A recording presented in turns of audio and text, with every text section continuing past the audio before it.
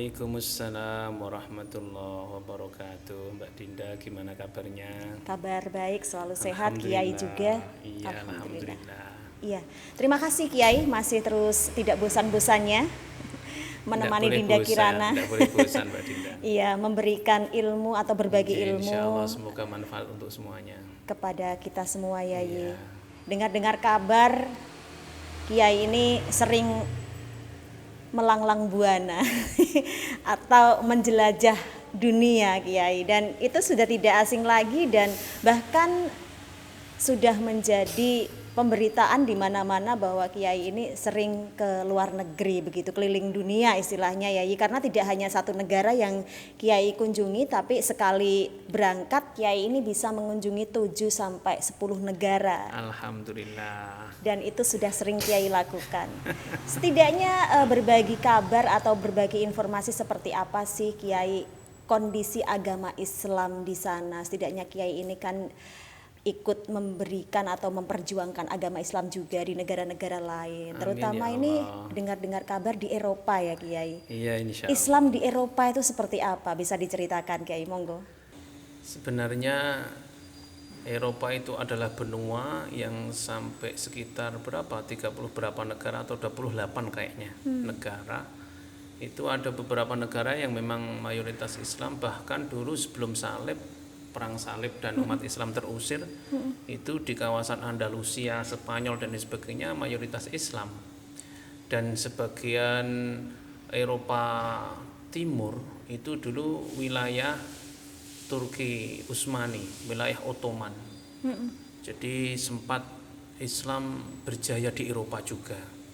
Namun karena sebenarnya di mana saja, tidak di Eropa, tidak di mana saja, ketika dakwah ini melemah, Islam melemah.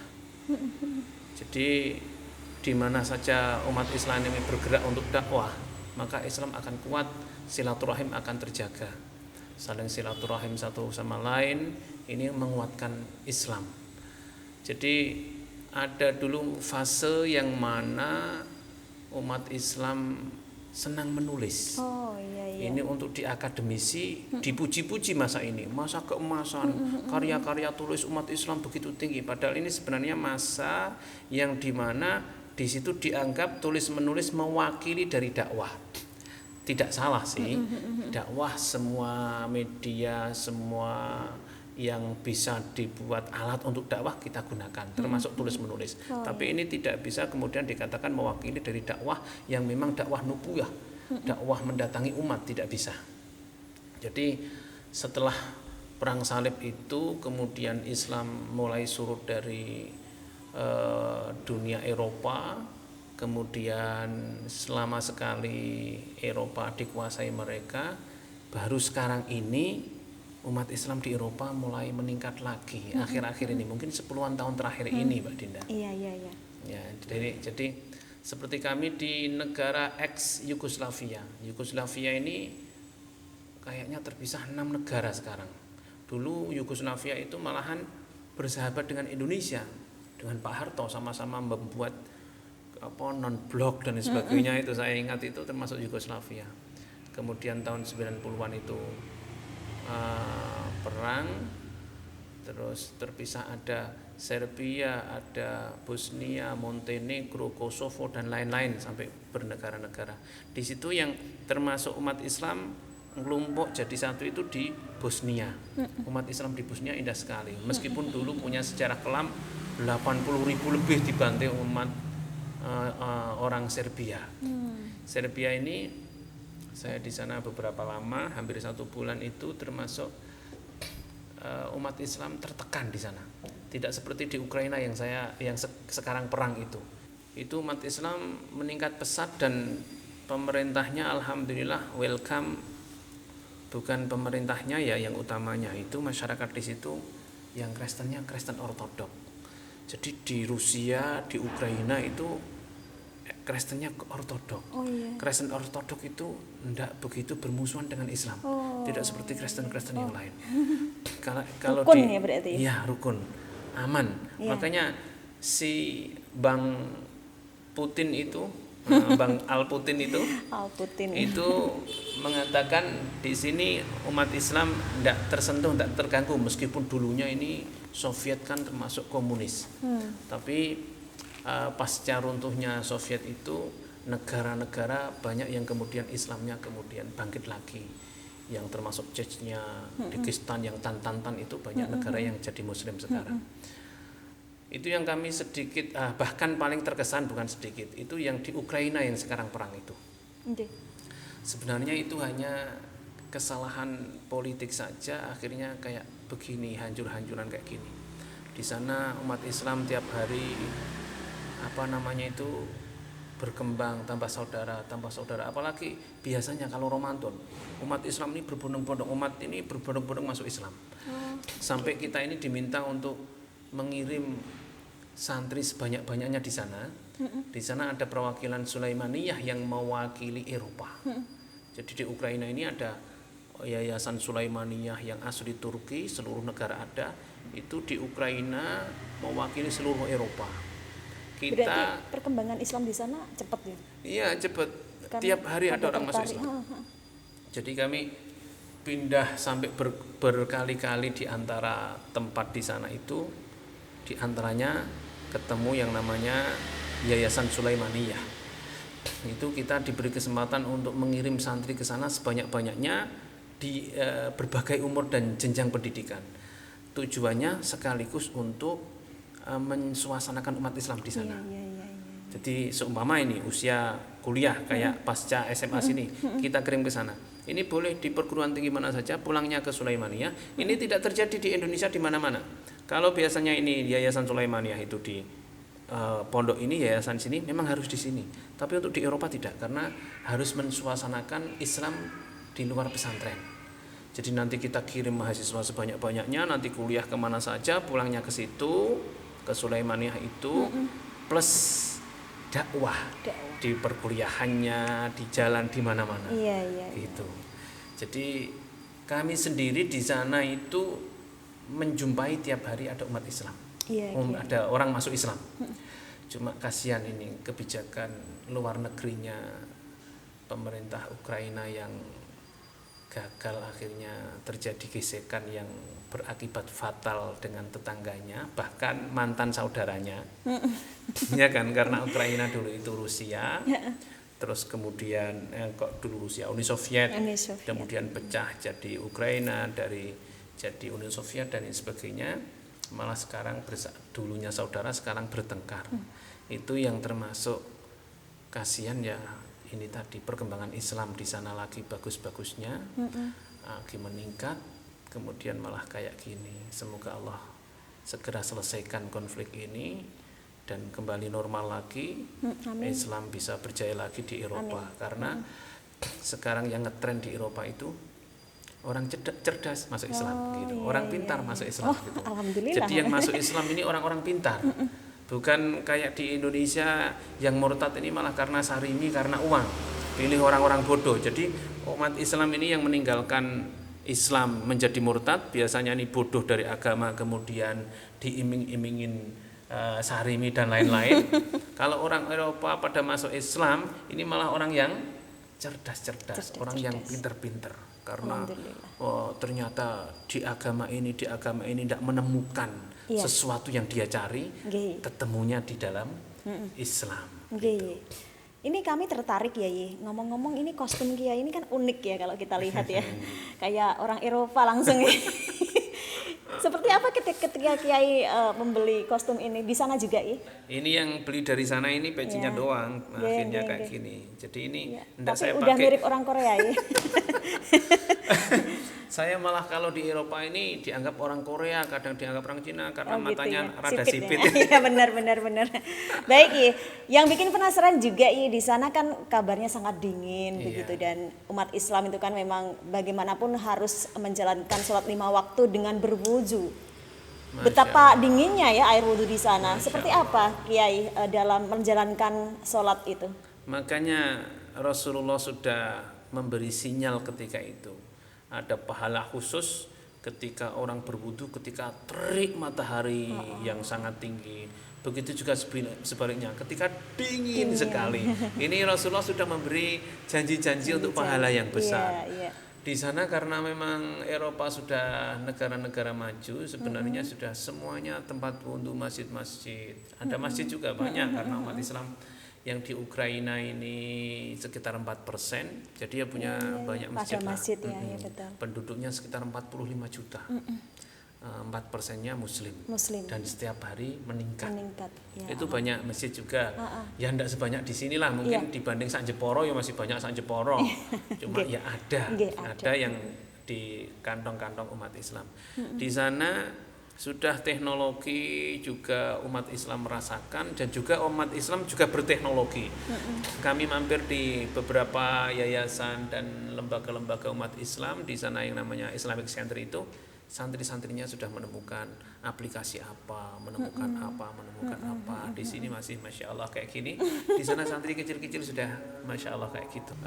Tempat wudhunya ada penghangatnya kecuali di kampung-kampung. Air penghangat berarti otomatis itu ya.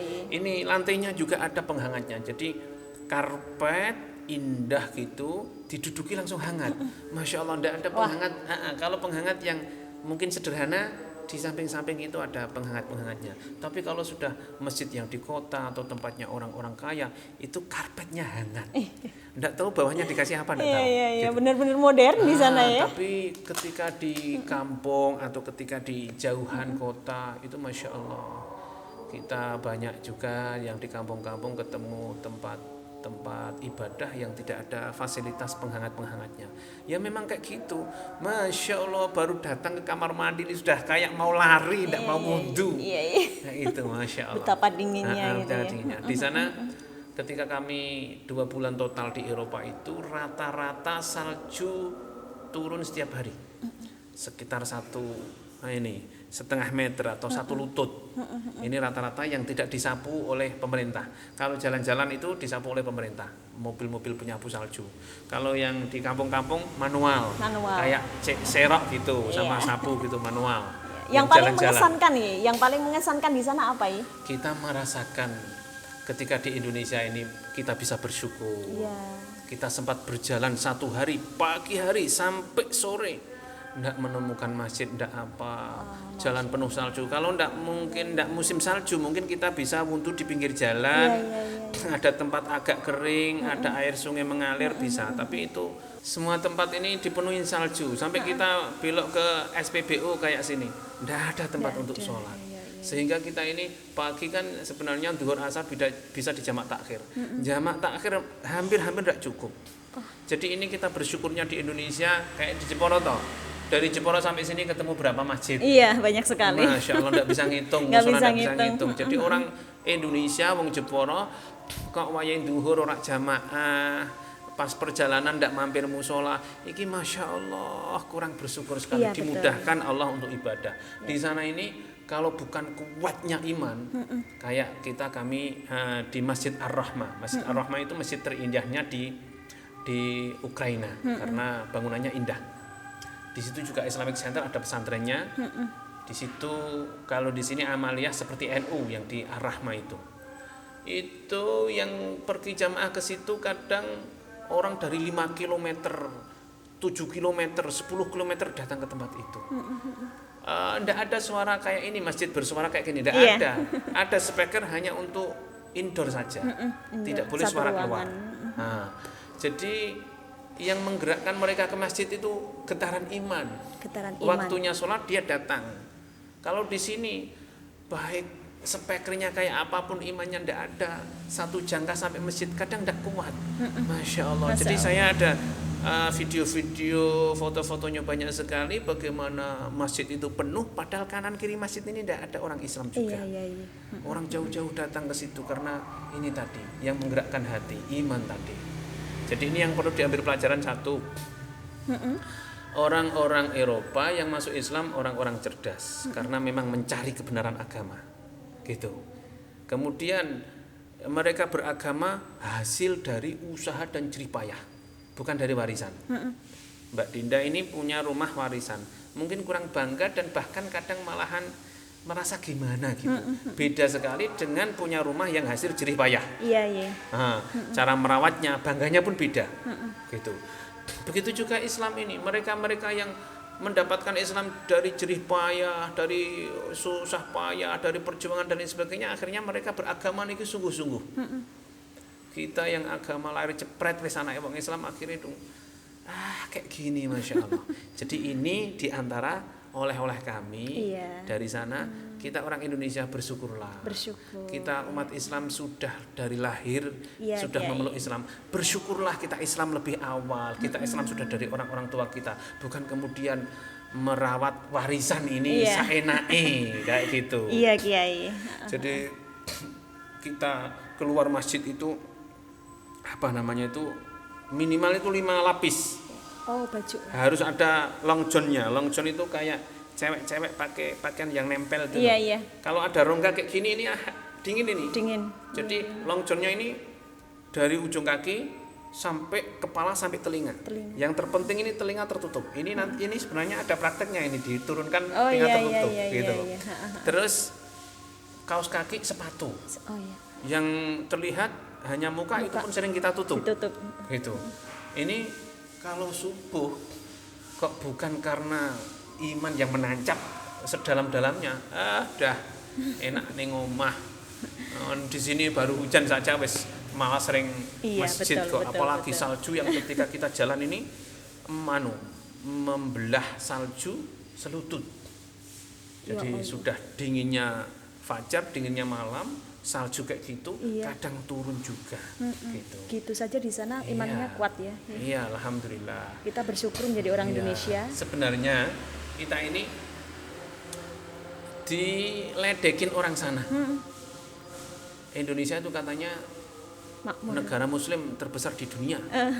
Kenapa enggak ada dikirim sampai sini ngajarin kami Islam? Oh ya. Jadi di sini nih butuh sekali yang ngajarin agama. Kenapa orang Indonesia kok enggak datang ke sini untuk ngajarin kami beragama? Gitu. Jadi seumpama Indonesia ini punya sifat seperti Pakistan yang suka berpetualang, bahkan di negara-negara sana itu sampai di Amerika, di Australia, masjid-masjid yang berdiri ini masjidnya orang Pakistan. Di Amerika di mana-mana. Nah, di Eropa masjid orang-orang Pakistan. Tapi Indonesia ini kadang cerita unik. Di rumah santri hafal Quran, di Hong Kong malah tidak sholat. Itu yang kadang Masya Allah memprihatinkan ya itu. Harusnya orang Indonesia ini dikirim ke negara mana saja, baik kerjaan apapun, mensuasanakan agama di sana. Dan ini bedanya dengan orang Pakistan. Orang Pakistan ini yang sampai keluar negeri rata-rata lelakinya. Akhirnya dia bisa mensuasanakan agama di sana. Dan memang bekal di rumah sudah strong agamanya.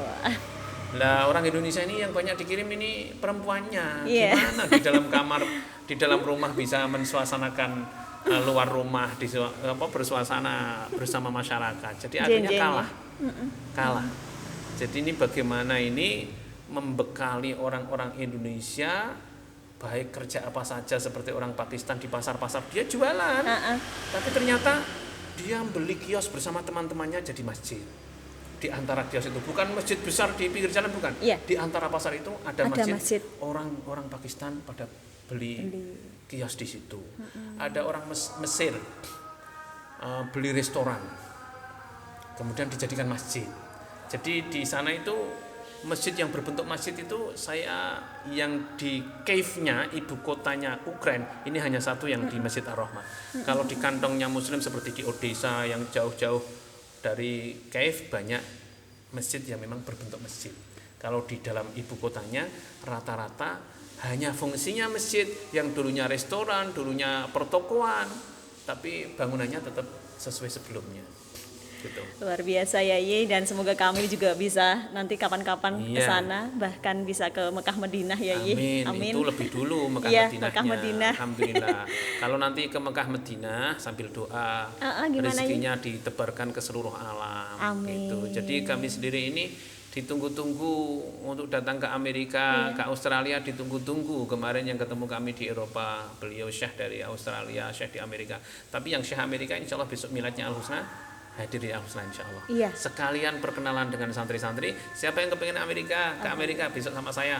Nah, berangkat gitu. Kami kalau misalnya diundang ya. Kayaknya boleh lah. Boleh lah. Terima kasih ya Yi. Jen, Semoga jen, apa jen. yang Kiai sampaikan tadi juga menular ke semua. Amin, amin, Semoga amin. Islam di Indonesia juga selalu menjadi panutan terbaik. Islam di Eropa juga menjadi sesuatu terbaik di sana. Orang Indonesia di sana luar biasa. Terima kasih. Assalamualaikum warahmatullahi wabarakatuh. Waalaikumsalam warahmatullahi wabarakatuh.